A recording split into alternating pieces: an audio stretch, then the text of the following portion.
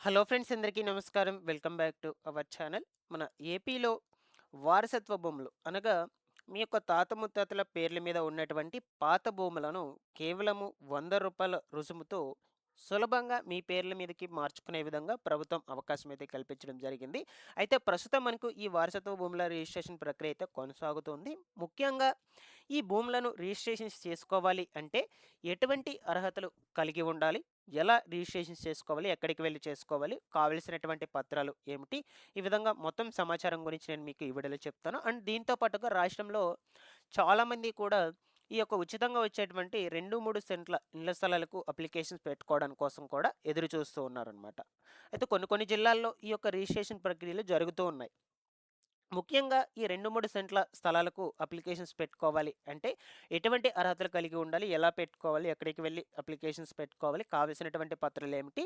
దీనికి సంబంధించినటువంటి సమాచారం గురించి కూడా కొంచెం బ్రీఫ్‌గా ఈ వీడియోలో చెప్తాను. తప్పకుండా వీడియోనైతే ఎండ్ వరకు చూడండి. ఫస్ట్ టైం ఛానెల్ చూసేటువంటి వాళ్ళందరూ కూడా ఛానెల్‌ని సబ్స్క్రైబ్ చేసుకొని పక్కనే బెల్ ఐకాన్ అయితే ఉంటుంది. దాన్ని ఆన్‌లో పెట్టుకోండి. అలాగే ఈ వీడియోకి లైక్ చేసి మీ ఫ్యామిలీ, ఫ్రెండ్స్ అందరికీ కూడా ఇన్ఫర్మేషన్‌ని షేర్ చేయండి. ఒకసారి టెలిగ్రామ్ ఛానెల్‌ని కూడా విజిట్ చేయండి. అందులో కూడా జాయిన్ అయితే అవ్వండి. మీకు యూజ్ అయ్యే ఇన్ఫర్మేషన్ అప్డేట్ అయితే చేస్తూ ఉంటాను. లేట్ చేయకుండా టాపిక్‌లో గనుక వచ్చేసినట్లయితే, ముఖ్యంగా ఈ వీడియోలో 2 టాపిక్స్ గురించి అయితే డిస్కస్ చేసుకుందాం. వారసత్వ భూముల రిజిస్ట్రేషన్ ప్రక్రియ అండ్ అలాగే ఈ యొక్క 2, 3 సెంట్ల ఇళ్ల స్థలాలకు సంబంధించినటువంటి రిజిస్ట్రేషన్ ప్రక్రియ. ఫస్టు ఈ వారసత్వ భూముల రిజిస్ట్రేషన్ ప్రక్రియ గురించయితే డిస్కస్ చేసుకుందాం. ప్రభుత్వం మనకు ₹100 స్టాంప్ డ్యూటీతో ఈ వారసత్వ భూముల రిజిస్ట్రేషన్ ప్రక్రియ అయితే జరుపుతూ ఉంది. ప్రస్తుతం గ్రామ వార్డు సచివాలయాల్లో. ఓకేనా? అసలు ఈ యొక్క వారసత్వ భూముల రిజిస్ట్రేషన్ ప్రక్రియ అంటే ఏమిటో మీకు తెలియాలి. ఒక వ్యక్తి చనిపోయిన తర్వాత అంటే కుటుంబంలో ఎవరైతే ఉంటారో యజమాని పెద్దాయన. సో, అతని చనిపోయిన తర్వాత అతని పేరు మీద ఉన్నటువంటి భూమి కావచ్చు, ఇళ్ల స్థలాలు కావచ్చు, ఆస్తులు. సో, వీటన్నిటిని కూడా ఆయనకు సంబంధించినటువంటి వారసులు లేదా కుటుంబ సభ్యుల పేర్ల మీదకి బదిలీ చేసుకోవడాన్ని దీన్ని వారసత్వ భూముల రిజిస్ట్రేషన్ ప్రక్రియ అయితే అంటారనమాట. సో, అయితే ముఖ్యంగా మీ పాత భూములను మీ పేర్ల మీదకి మార్చుకోవాలంటే ఇటువంటి నిబంధనలైతే ఖచ్చితంగా కలిగి ఉండాలి. స్థలాలను రిజిస్ట్రేషన్ చేసుకోవాలి అంటే మొదట ఆ భూములు ఎవరి పేరు మీద అయితే ఉంటాయో అతనైతే మరణించి ఉండాలన్నమాట. ఆ కుటుంబ యజమాని అయితే మరణించి ఉండాలి. అప్పుడే మీరు ఆ పాత భూములను మీ పేర్ల మీదకి మార్చుకునే అవకాశం అయితే ఉంటుంది. లేదంటే మార్చుకోలేరనమాట. అండ్ దీంతో పాటుగా కుటుంబ సభ్యుల అంగీకారంతో అందరి సమక్షంలో మీరు భూములను రిజిస్ట్రేషన్స్ చేసుకోవాలి. కుటుంబ సభ్యుల్లో ఒక్కరు లేకున్నా సరే ఈ రిజిస్ట్రేషన్స్ అనేటువంటివి చేయరనమాట. అందరి అంగీకారంతో వారసులు, కుటుంబ సభ్యులు అందరి అంగీకారంతోనే మీకు ఈ ప్రక్రియలనేటువంటివి చేస్తారు. వాళ్ళకి సంబంధించినటువంటి డాక్యుమెంట్స్ అన్నీ కూడా తీసుకురావాలి ఖచ్చితంగా. అవి కూడా చెప్తాను మీకు. సో, ఈ విధంగా ఇటువంటి నిబంధనలనేటువంటివైతే కలిగి ఉండాలి. ఇక వారసత్వం అనేది ఎలా వస్తుంది స్టెప్ బై స్టెప్ అయితే చూద్దాం. ఫస్ట్ వచ్చేసి మొదటి వారసులు ఎవరు అవుతారంటే భార్యాభర్తలు. నెక్స్ట్ వచ్చేసి వాళ్ళ పిల్లలు. అబ్బాయి కావచ్చు, అమ్మాయి ఇద్దరికి సమాన హక్కయితే ఉంటుందన్నమాట. నెక్స్టు తల్లి, తండ్రి. ఓకేనా? సో, పిల్లలు లేకపోతే వారితో పాటుగా హక్కనేదైతే ఉంటుందనమాట. నెక్స్టొచ్చేసి బ్రదర్ అండ్ సిస్టర్స్ తమ్ముడు, అక్క చెల్లెళ్ళు ఎవరైనా ఉన్నట్లయితే వాళ్ళకి వారసత్వం అయితే వస్తుంది. దాని తర్వాత ఫైనల్‌గా మనవరాళ్ళు, మనవళ్ళు. సో, ఈ విధంగా స్టెప్ బై స్టెప్ అయితే వారసత్వం అనేది వస్తుంది. ఫస్ట్ వీళ్ళు లేనట్లయితే వీళ్ళకి వారసత్వం వస్తుంది. ఒకవేళ వీళ్ళు లేనట్లయితే వీళ్ళకి వారసత్వం వస్తుంది. నెక్స్ట్ వీళ్ళు లేనట్లయితే ఇక వీళ్ళకి వారసత్వం వస్తుంది. సో, ఈ విధంగా వన్ బై వన్ అయితే రావటం జరుగుతుంది. మీరు దాన్ని ఒకసారి గమనించి ఎవరి పేరు మీదకి మార్చుకోవాలనే విషయం గురించయితే డిస్కస్ చేసుకొని దాని తర్వాత మీకొక క్లారిటీ వచ్చాక వెళ్లి మీరు ఈ భూములను రిజిస్ట్రేషన్స్ అనేటువంటివి చేపించుకోండి. మీ పేర్ల మీద అన్నిటికి కూడా. అది కూడా అందరి అంగీకారంతోనే, అందరి సమక్షంతోనే మీరు భూములను రిజిస్ట్రేషన్స్ చేసుకోవాలి. ఒకవేళ మీ కుటుంబంలో ఒక్క సభ్యురాలైనా, ఒక్క సభ్యుడైనా ఒప్పుకోకపోయినట్లయితే రిజిస్ట్రేషన్స్ అనేటువంటివి మీ పేర్ల మీదకి మార్చుకునే అవకాశాలైతే ఉండవు. సో, అదంతా కూడా మీరు ముందుగా డిస్కస్ చేసుకొని అక్కడికి వెళ్లి రిజిస్ట్రేషన్స్ అనేటువంటివి చేసుకోండి. రిజిస్ట్రేషన్స్ ఎక్కడ చేస్తారంటే గ్రామ వార్డు సచివాలయంలో ఈ వారసత్వ భూముల రిజిస్ట్రేషన్స్ అనేటువంటివి చేసుకునే అవకాశం అయితే కల్పించింది ప్రభుత్వం. ఓకేనా?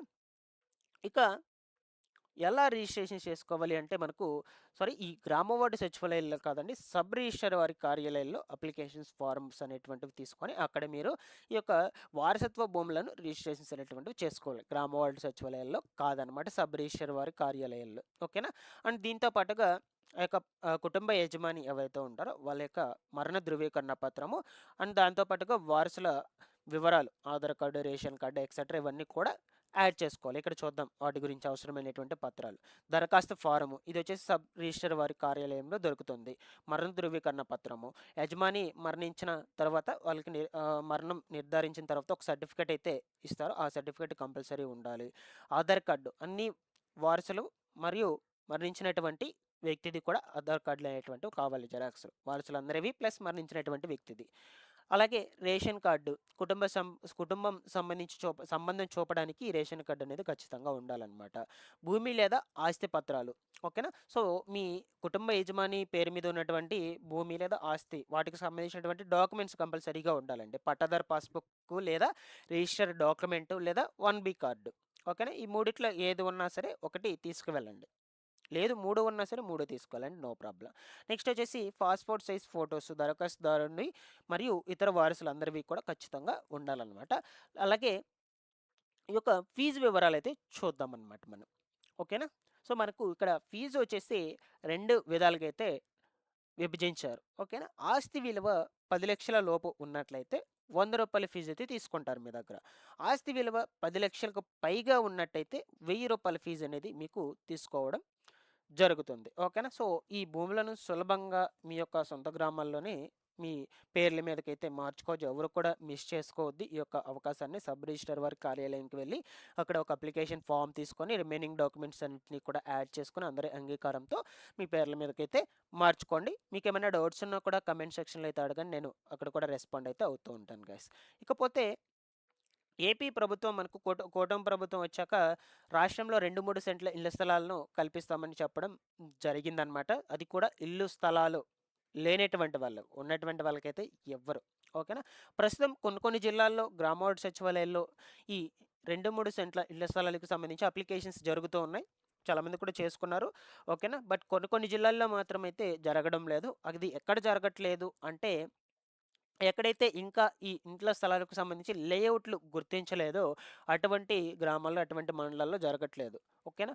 ఈ ఇళ్ల స్థలాలకు సంబంధించి లేఅవుట్లు ఎక్కడైతే గుర్తించుంటారో అటువంటి జిల్లాల్లో మనకు గ్రామవార్డు సచివాలయాల ద్వారా అప్లికేషన్స్ అనేటువంటివి అయితే తీసుకుంటూ ఉన్నారు. ఆ లేఅవుట్లు గుర్తిస్తేనే వాళ్ళకి సంబంధించి ఈ 2-3 సెంట్లను స్థలాలను అయితే డిసైడ్ చేసి విభజించి వాళ్ళకైతే అప్పచెప్పడం జరుగుతుంది. లేఅవుట్లు లేకపోతే స్థలాలు అనేటువంటి వాటిని ఇవ్వలేరు కాబట్టి.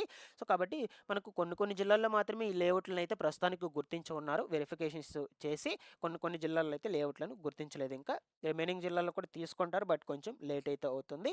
ఇక మనకు గ్రామవార్డు సచివాలయాల్లో ఈ 2-3 సెంట్ల ఇళ్ల స్థలాలకు సంబంధించి రిజిస్ట్రేషన్స్ అనేటువంటివి అయితే జరుగుతూ ఉన్నాయి. అప్లికేషన్స్ తీసుకుంటారు. ఒకసారి వెళ్ళి మీ దగ్గరలో మీ యొక్క గ్రామవార్డు సచివాలయంలోకి వెళ్ళి అయితే అడగండి. మెయిన్‌గా ఈ యొక్క అప్లికేషన్స్ పెట్టుకోవాలి అనుకుంటే అర్హతలు ఏమేమి కలిగి ఉండాలంటే పర్సన్ ఆంధ్రప్రదేశ్ రాష్ట్రంలో నివాసితులైతే ఉండాలి. గవర్నమెంట్ ఎంప్లాయ్ అయితే అయి ఉండకూడదు. గవర్నమెంట్ ఎంప్లాయ్ అయి ఉన్నట్లయితే మీకు ఫ్రీ ల్యాండ్ అనేది అయితే ఇవ్వరనమాట. అండ్ దీంతో పాటుగా ఆదాయ పన్ను చెల్లిస్తూ ఉండకూడదు. ఇదివరకు మీ పేర్ల మీద ఇల్లు కానీ, ఇళ్ల స్థలం కానీ ఉండకూడదనమాట. ఒకవేళ ఉన్నట్లయితే మీకు ఇప్పుడు రాదు. ఈ 2-3 సెంట్ల ఇంటి స్థలం అనేది అయితే రాదు, ఓకేనా. గ్రామాల్లో మనకు 2 సెంట్లు, పట్టణాల్లో 3 సెంట్ల కింద అయితే ఈ స్థలాలు అనేటువంటివి అయితే ఇస్తూ ఉన్నారు మీకు ప్రస్తుతం. సో ఇందులో ఏమైనా డౌట్స్ ఉన్నా కూడా కమెంట్ సెక్షన్లో అడగండి. ఫైనల్గా వచ్చేసి ఈ 2 టాపిక్స్ గురించి అయితే మీకు ఎక్స్ప్లెయిన్ చేశాను.